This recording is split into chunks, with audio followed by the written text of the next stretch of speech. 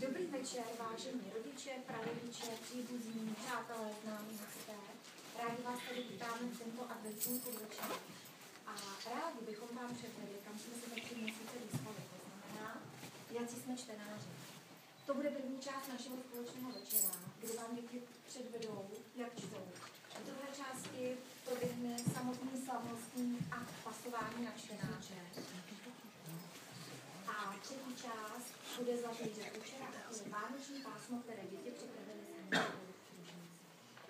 Přejeme vám, abyste se bavili, abyste se pokušili. Já mám prozbičku k publiku, jestli by se snažilo být potichu. A absolutní hlasitost žádám od svých svěřenců, nominantů na čtenáře, aby si to všichni užili, tak musíme mluvit na hlas. Tak ještě jednou příjemný poslech, pobyt a ještě mám jednu fotičku, pokud by někdo z rodičů, jakože fotíte a natáčíte hodně, mi chtěl poslat nějakou fotičku, budu ráda, protože my se chceme pochopit větu a chceme určitě obrazit naše webové stránky, možná i nějaké noviny, takže když pošlete.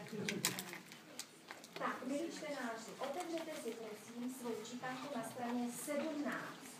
Znamená to 1 7 za sebou.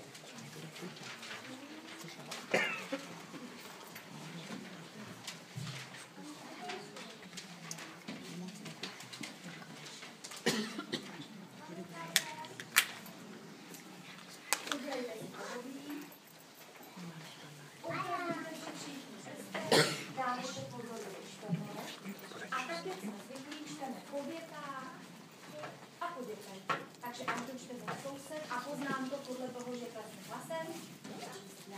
Začínají číst dámy, takže prosím Anetku.